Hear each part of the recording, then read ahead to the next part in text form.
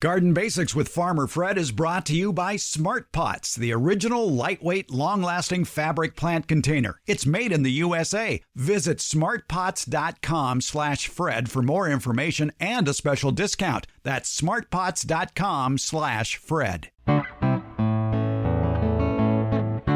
Welcome to the Garden Basics with Farmer Fred podcast. If you're just a beginning gardener or you want good gardening information, well, you've come to the right spot.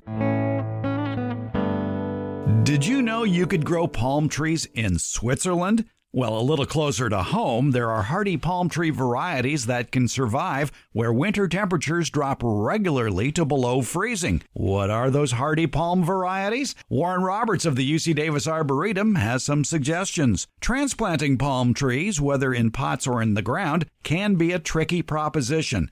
Our favorite retired college horticulture teacher, Debbie Flower, has some palm tree transplanting advice. Plus, we take the usual scenic garden bypasses to talk about the difference between monocots and dicots.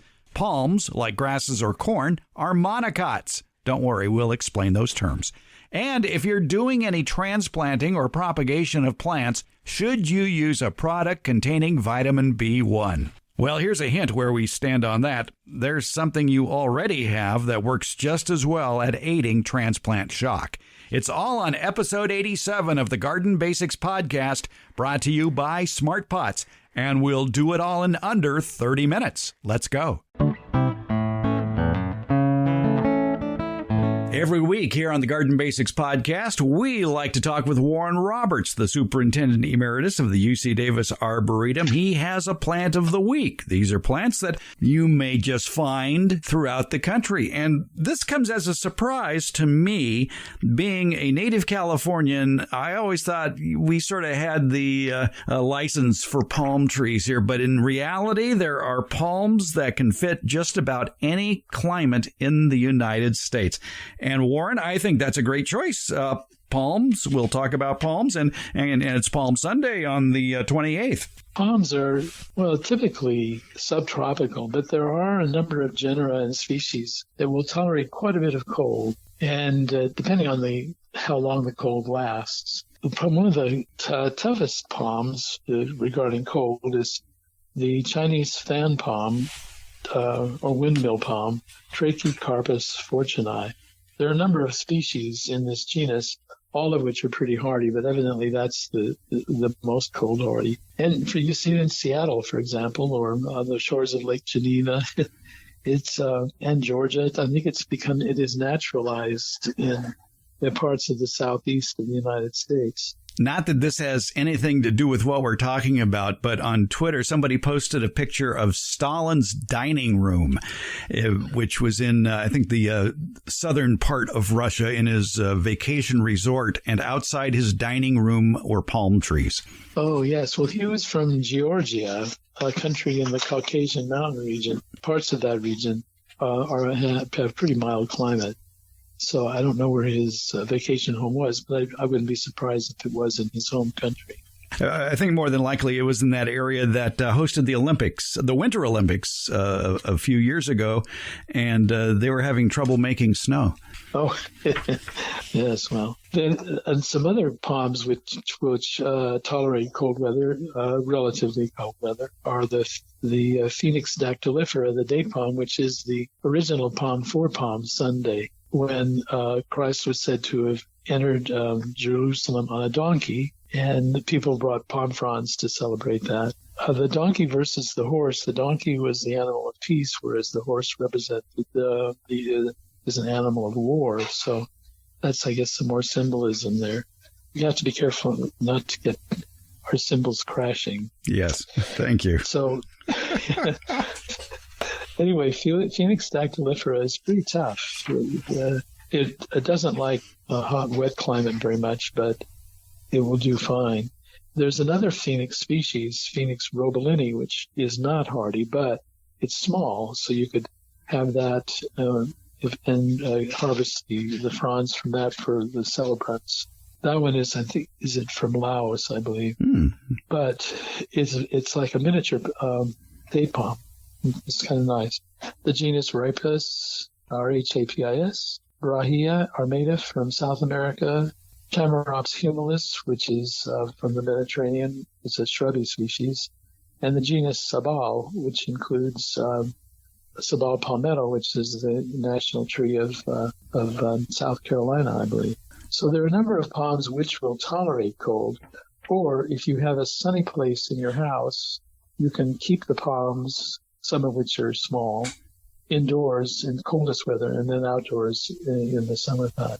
And the ones that have fronds, which are the traditional palms for Palm Sunday, the ones we've been talking about would be the date palm. The other palms I mentioned, Brahia, the one from South America, also has a feather-like leaf. But the others have fan-shaped leaves. Beautiful trees and worth trying to grow if you don't get too cold. Now, South Texas doesn't get very cold, except once every 30 years, including this year, when all the palm trees that have been growing will get damaged or even killed. Don't plant a lot of palm trees if you're in a cold area, but you can have some to add interest to the garden. And then if you're interested in the symbolism of Palm Sunday, in California, where palms can be grown in so many places, I've often mentioned to people that own churches that they should plant date palms, because after all, it's mentioned in the scriptures, and they're beautiful trees too. So, hooray for palms! Yeah, date palms though would be better for a Mediterranean climate, I would think. Yes, they would. They're particularly well suited to lots of areas of California and Arizona. In fact, the date palm, there are orchards of them for harvesting the dates. Mm-hmm. But that's in actually very few areas that they're able to get a crop. Oh, yes, it's true. But it is possible. Palms, who would have thunk? You can find them outside Stalin's dining room. You can find them around the world in some rather interesting climates. Warren Roberts is with the UC Davis Arboretum. If you want to visit them online, please do. You're going to find out a lot. And then if you happen to visit Davis, California, you can certainly take a stroll through the UC Davis Arboretum. They're online at arboretum.ucdavis.edu. Warren, thanks for palming this off on us today. Oh, you're very welcome, Fred. Thank you. We're glad to have Smart Pots on board supporting the Garden Basics podcast. Smart Pots are the original award-winning fabric planter. They're sold worldwide. Smart Pots are proudly made 100% in the USA. I'm pretty picky about who I allow to advertise on this program. My criteria, though, is pretty simple. It has to be a product I like, a product I use, a product I would buy again. And Smart Pots clicks all those boxes. They're durable, they're reusable. Smart Pots are available at independent garden centers and select Ace and True Value stores nationwide. To find a store near you, visit smartpots.com/Fred.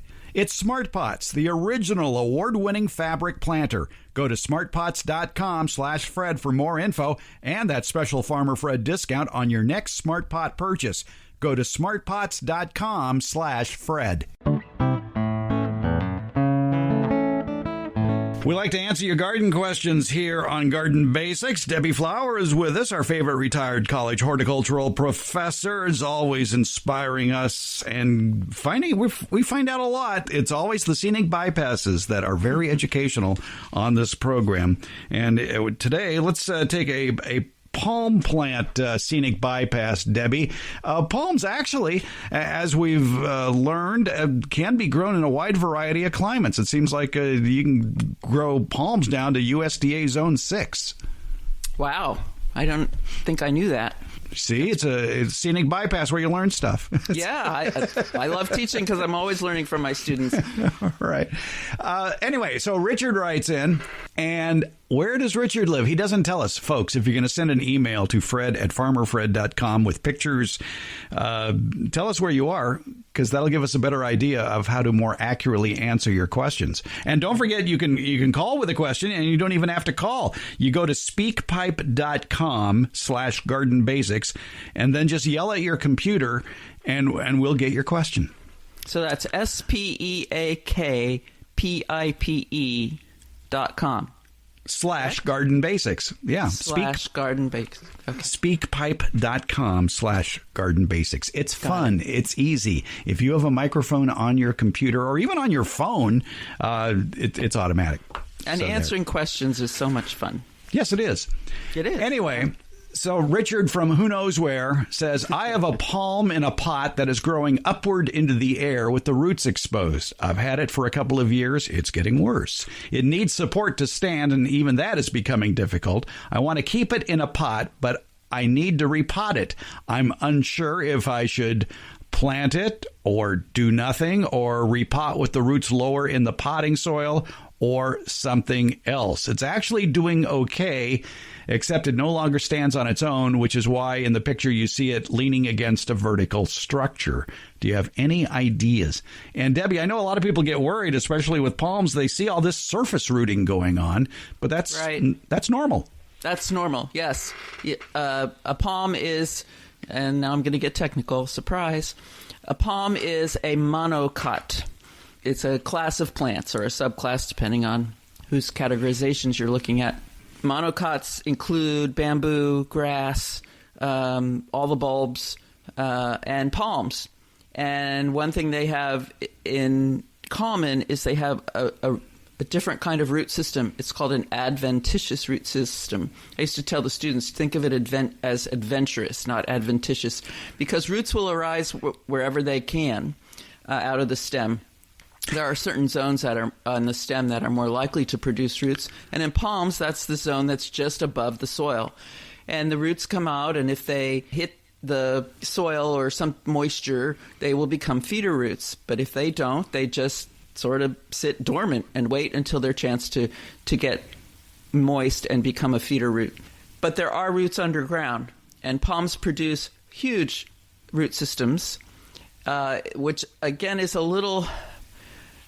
something I think we forget about, because palms can easily, because they're a monocot and because they have the adventitious root system, they can easily be dug with a very small amount of roots on them, shipped long distances, and replanted, and they will be successful.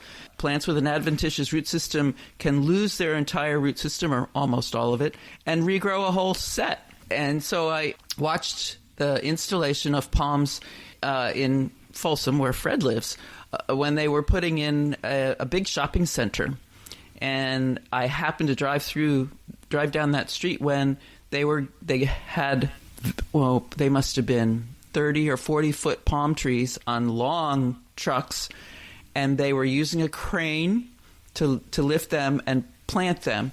But the amount of roots was very small on the bottom of these very tall palms. They had to stabilize them, while but the palm was able to produce an entirely new root system. So the roots on palms are very different than the roots on oaks and citrus and fir trees. Oaks and citrus and fir trees are not monocots. So they have this ability to produce an extra set of roots. From the picture, it looks to me like Richard's palm is in a container too small to allow it to produce the massive set of roots that it would normally have were it in the ground. And that's probably why it's unable to stand up. It's gotten big enough and heavy enough above ground that it just can't support itself anymore. So I would recommend that Richard move it into a pot that's probably at least 4 inches diameter bigger across the top. That's a jump. That's a big jump, typically not recommended in horticulture. You usually want to go 1 to 2 inches wider in diameter when you move a plant from one pot size to the next pot size. But because Richard's plant is in such trouble, I think I would go even bigger. I would slice the root ball when he takes the palm out of the current pot and knock off as much of the media that he can. I suspect that palm has been in that pot for years, and that media has broken down and become very compacted. And that is less than desirable for the roots of the plant. So being it is an adventitious root system, he can cut off a lot of roots and not harm the plant. The plant will suffer. The plant will need some TLC right after you plant it, after you've cut off its roots, but it will not kill it. So knock off as much of the roots as possible. Maybe trim the bottom, especially if the roots are circling in the bottom of the pot. You can cut all those roots off. Then put it in the new pot, but put it in at the same level it's growing now. Mm-hmm. If you were to bury those roots that are visible above ground, then the roots that were functioning below ground will be too deep, and that could kill the plant. So leave it with the normally occurring adventitious roots above ground, plant it at the same level it was in the previous pot, and put in lots of media, firm it with water, or by tapping the pot, picking it up and dropping it on the counter. That helps compact the medium without over compacting the medium. And then it will probably need support. The stem will need support until it has time to build a new root system. And I might give it a little bit of shade after transplanting. I think of them as babies after I've transplanted them. Give them a couple weeks minimum, a month would be better, with extra care, checking the water very regularly, making sure it doesn't go to either extreme, too wet or too dry, giving them a little more shade than they would take otherwise, although that was not done in the parking lot where I saw them planting those giant palms. But it just coddling them a little bit so that you then have a healthy plant faster. I want to ask this question so I can watch your nostrils flare. So then it would be a good idea to add vitamin B1?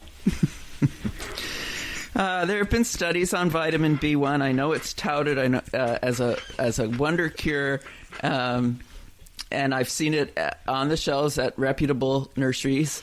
I haven't heard anyone recommending it lately who I respect, except maybe one person. Vitamin B1 it does nothing.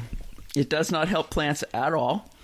The study had people with a bottle. Vitamin B comes in a little brown bottle, and I think it has a dropper in it, maybe, or maybe they added the dropper. But people with brown bottles, and it's a brown liquid, and they didn't know if they had vitamin B1 or if they had water. But it was a controlled experiment. It was done correctly. It was done scientifically. And the people went out and they were told to apply vitamin B1 to their plants every day or every other day or whatever the recommended time was. And when they did that, all the plants flourished, whether they had the vitamin B1. They didn't know which they had, whether they had the vitamin B1 or the water. And it turns out, or the speculation or the results of the experiment were that whether you applied water or vitamin B1, the plants did equally as well. And it's probably because you visited the plant on a regular basis. That's the number one thing.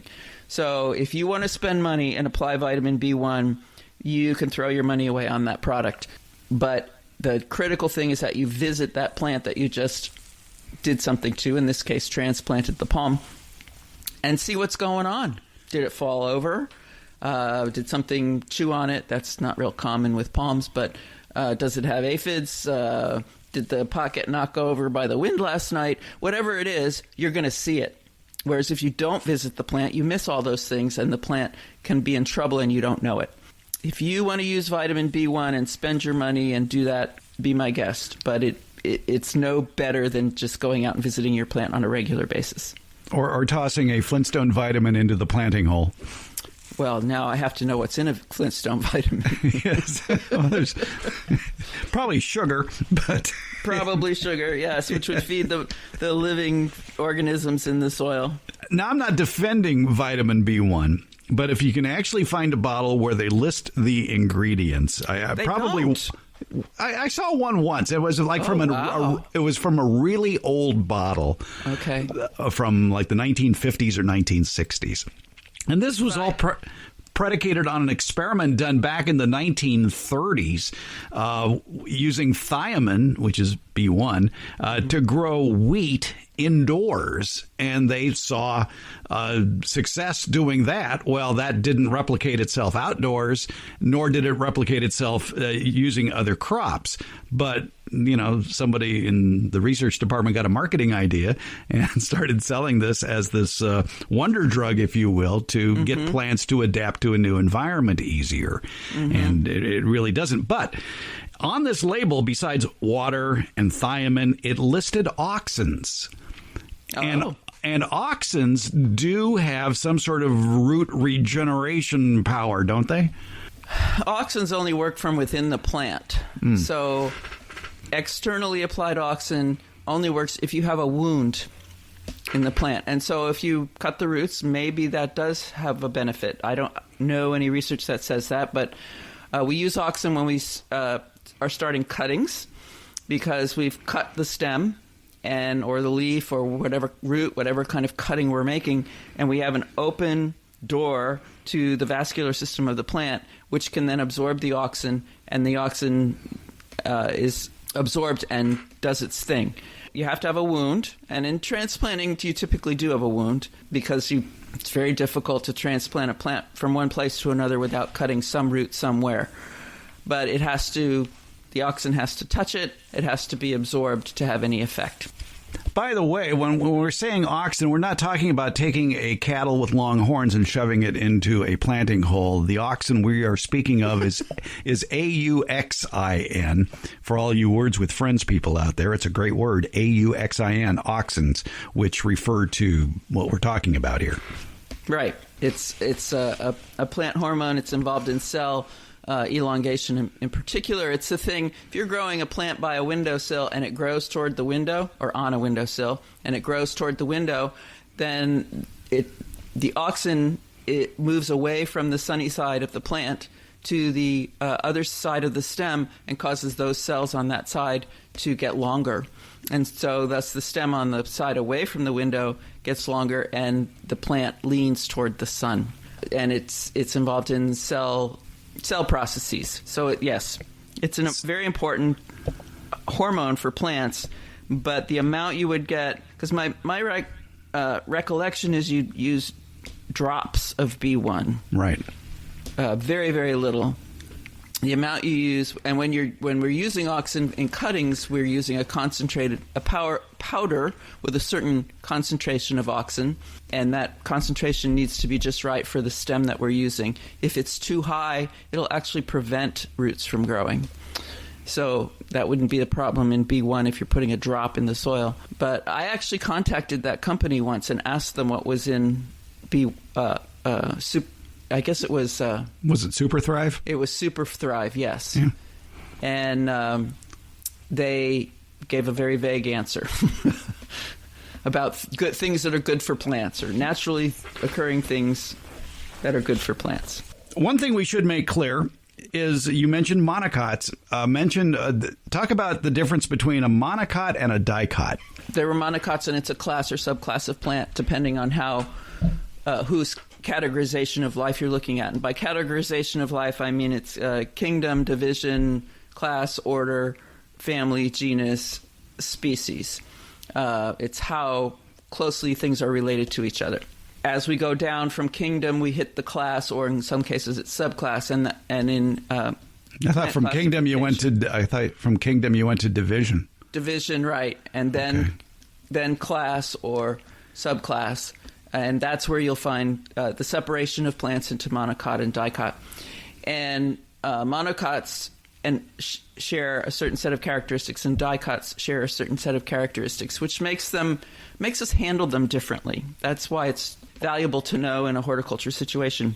The dicots, the word mono means one and di means two, and cot is actually a shortening of the word cotyledon. Cotyledon is a seed leaf. Cotyledon exists in the seed. In a seed is a complete plant already formed. It has stem, roots, these cotyledons or baby leaves, and then folded up inside of them are the first true leaves. And the cotyledons contain the food that allow the seed to establish itself and grow long enough that it can make its own food. Plants make their own food from light and water and carbon dioxide. So basically, when you're talking about the cotyledons, then a monocot would be like a grass, and one blade comes up. And right. That's a monocot. A dicot, anybody who's ever planted a seed of a vegetable will note that the first things that sprout are two leaves, right. sort of semi-oval leaves. Not necessarily the shape of the leaves that we're going to see after that. Probably not. Probably not, right. Yeah. Right. And monocots have parallel venation. So corn is one vegetable that is a monocot. And when you look at a stem, hold it up to the light, hold it up to the sun, and you'll see basically the veins in it are parallel. Same with a palm, although the palm leaves are often split into sections that have parallel veins. The spider plant is a monocot. Iris is a monocot. Look at the iris leaf in the sun. Look at grass leaves in the sun, and you will see these parallel veins. Eventually, they touch at the very tip because the tip gets really small. And so those parallel veins do touch. But the primary veins in those plants, in those leaves, are parallel, so they just run next to each other. You can see venation if you take celery. Celery is a monocot. And put some food coloring, maybe blue, maybe red, in a cup of water, stick in a stalk of celery, and the veins will become whatever color you put in the cup. And that shows you where the veins are. Do the same thing with, let's see, I don't know if you could do it with carrot leaves and see it. I never tried that. Get a sprig of mint. Take some leaves off of some plant you have outside. What would you be growing now? Any chard. Take some chard and stick it in leaves. It's easier when the leaf color is a little bit lighter, but you will see the veins. Actually, celery is not a monocot. I take that back. If you do celery, do a piece with a leaf on it. You'll see the veins in the stalk of the celery. That's the stem, or the stem of the leaf, and then the leaf veins will be netted. Dicots have netted venation. Netted meaning they cross each other. My dad was an usher at church for many Sundays, and in this church, ushers were given a white carnation to wear, and my biggest thrill was to come home and put that white carnation in a glass of colored water and then watch the carnation change color, but only in the veins. Leaves, flower petals are modified leaves, so you'll get the same pattern of venation in the petal of a flower as you will in the leaf of the same plant. I'm sure a lot of people right now are asking themselves when you described the celery experiment of putting red dye in water and putting celery in there and watching the stem turn red, for example. Is that edible? Sure. If it's food coloring, yes. Yeah. Okay. All right. As long as it's food coloring, yes. So you could serve basically striped celery at a meal. Yes, you could. Yes, you could. All right. Just putting that out there. And striped chard, although chard already sometimes comes in some beautiful colors. Exactly, yeah. I'm wondering if that's how they got that way. I don't think so, because I've planted chard from seed, and it comes up, especially the Bright Lights variety, has those beautiful red and yellow stems, main stems. Yes, it does. So that probably not.